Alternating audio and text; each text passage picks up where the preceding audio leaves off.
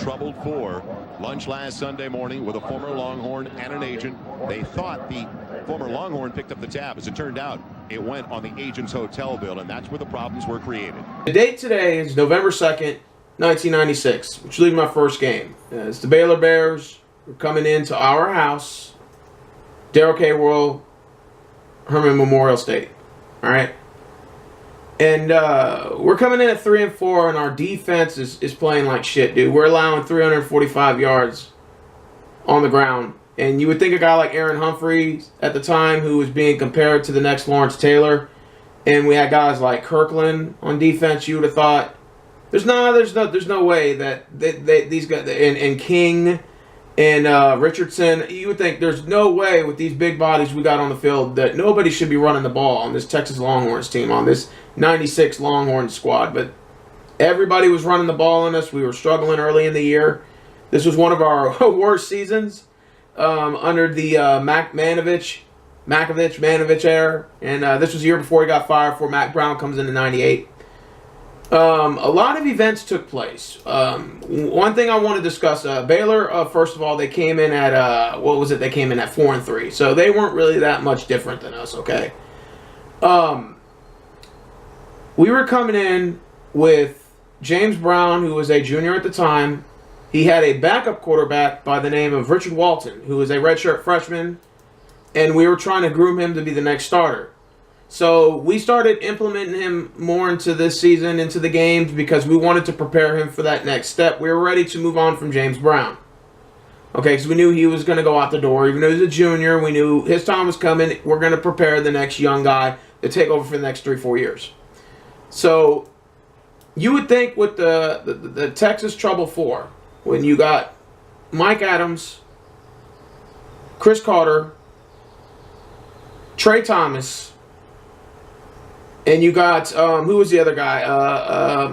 Bryant Westbrook, the one who made that big interception in that Oklahoma Sooners game in the 94 game off of James Allen, right? Anyways, these four guys were busted. Well, essentially what happened is you're not allowed to pay for players and stuff. That's NCAA rules, which I think is a very stupid rule, by the way. What happened was their agent had took them out to go eat. They said that the Longhorns players paid for it, right? They picked up the tab, or it was Mike Adams allegedly paid for it. Come to find out, it wasn't Mike Adams. It was the agent that paid for them, and it was in violation of NCAA rules under the gift giving crap, where you're not supposed to give player stuff or whatever, which is, I think, is retarded. I think it's a dumb rule, you know. And so, anyways, they suspended these guys for the first half. So basically, like, none of these guys got to play for the first half. And you thought, oh shit, you're missing your star wide receiver, you're missing your star safeties, you're missing two star safeties, a cornerback, and you're missing a top legitimate wide receiver and a linebacker. So I felt like, okay, you're probably most likely going to struggle against Baylor. Okay, Brown with all day, and the wide receiver can't hang on, and it's intercepted, picked off. The linebacker, we were just talking about, Dean Jackson, coming up with a pick. He picks off James Brown on that first drive. We were able to hold Baylor. The 48 now. Deep drop by Brown. Has the man available. It's his tight end, Fitzgerald.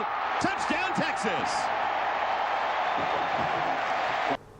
On a 48-yard touchdown pass, he pump faked, got the safety to bite, throws it in the end zone. Touchdown, Longhorns. We're up 7-0. Later on in that quarter, again, basically like the end of the first, beginning of second, we another 19-yard touchdown pass to Fitzgerald. Looking again for Fitzgerald. Touchdown, Texas. So Richard Walton comes in, okay? And basically within that first drive, he connected on a bubble screen pass to Ricky Williams. First down, Texas. Heat comes. Perfect time for the screen. Big play. Open sideline for Ricky Williams. Cutting it back. Can he go the distance? He might. Inside the 10. Touchdown, Texas.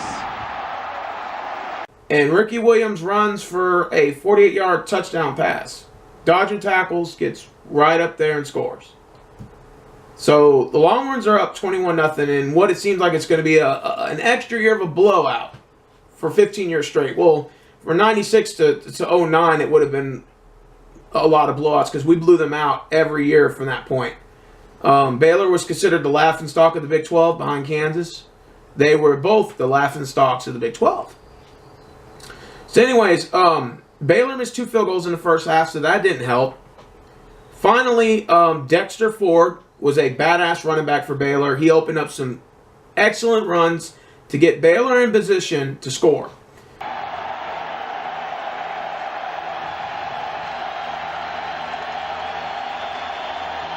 Dexter Ford inside the 5, touchdown Baylor. They spread the defense with a 3 wide receiver set. You were just talking about it, and went to... So we have the ball ensuing, and it's going towards the end of the... Because for the next 9 to 10 minutes, both teams are 3 and out, 3 and out, 3 and out. Finally, we get a little offense generating. So now we're driving the ball down the field, and we're in position to score. James Brown makes the mistake of staring down Davis the entire time. Brown has it picked off by Mason. Or Jackson, rather. Bam! Intercepts the pass. So the score is 21, Texas 7, Baylor at halftime. Set up the punting unit, and then a guy by the name of Malcolm Hamilton comes in and blocks our punt. Even with a 42-yard average, they're after him and they get to it. It's blocked by Baylor. So Baylor with great field position there after the block by Hamilton. Malcolm Hamilton, the senior from Odessa. Baylor, because that's their quarterback. And Jerome Alfred, I think is his name, and we were able to stop him, put the pressure on him. He made some bad throws, and they had to kick a field goal, so it's 21-10. We get the ball back. We have it at about our 40. And next thing you know, our quarterback, who we're prepping for the future, Mr. Richard Walton, fumbles the ball. Gun 3rd and 16. Walton in trouble. Free ball at the 15. Will Baylor get it? Yes, they will, and it's Dean Jackson making the big play already. He's had 2 interceptions today. Coy took it away. He didn't see the defender coming from behind him, so it was like a strip sack. And Dean Jackson comes out of nowhere. A guy who had 2 interceptions in the first half comes out of nowhere, recovers the fumble. What a coincidence. So Baylor gets the ball. They're pounding the run. They got a guy named Sean Washington that's coming in because apparently Ford got hurt in the first half. So they put Sean Washington in on a big 3rd and goal down at the 1. Dexter Ford is in the backfield. He's in a wing set. Reuben. It'll be Reuben diving. He's in. Touchdown Baylor. Brand new game. They put Ford in just to throw us off. And as you can see, they ended up getting the touchdown. So, well, I mean, really, you would have thought it would have been 21-17. But their field goal kicker, who's been struggling, who missed 2 field goals, Atbury, whatever his name is, missed an extra point. So Texas has the ball. We're at around the 5.5 minute mark. 1st and goal outside of the 5. Williams in trouble. Williams bouncing it outside. Touchdown Texas. You will never see a better run than that. Incredible. Wow. Yards after contact. Little Earl, the real deal. They haven't cut off of the pass. Oh, boy. Penetration, I mean, 3. I heard the pop up here. We're a long way from the field. Just a wonderful individual effort by Ricky Williams. It's his 2nd score. Ball off to Ricky Williams, and he runs to the left side of the field, avoids 2 tackles, then switches on the other side of the field, avoids 2 tackles, runs it in for the touchdown. After blocking another one of our punts, Baylor then is in short fieldage.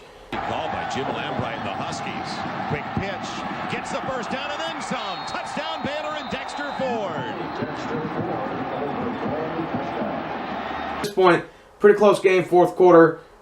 Baylor had not 1, not 2, but 3 opportunities. Twice they were down on our side of the field and were unable to get a touchdown. If their field goal kicker did not miss those kicks earlier, I can guarantee you Baylor probably would have won 29-28.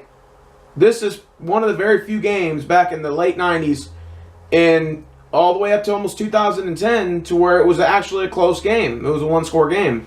And Baylor should have very well beaten us, but we secured the win 28-23 after they failed to convert on 4th and 6.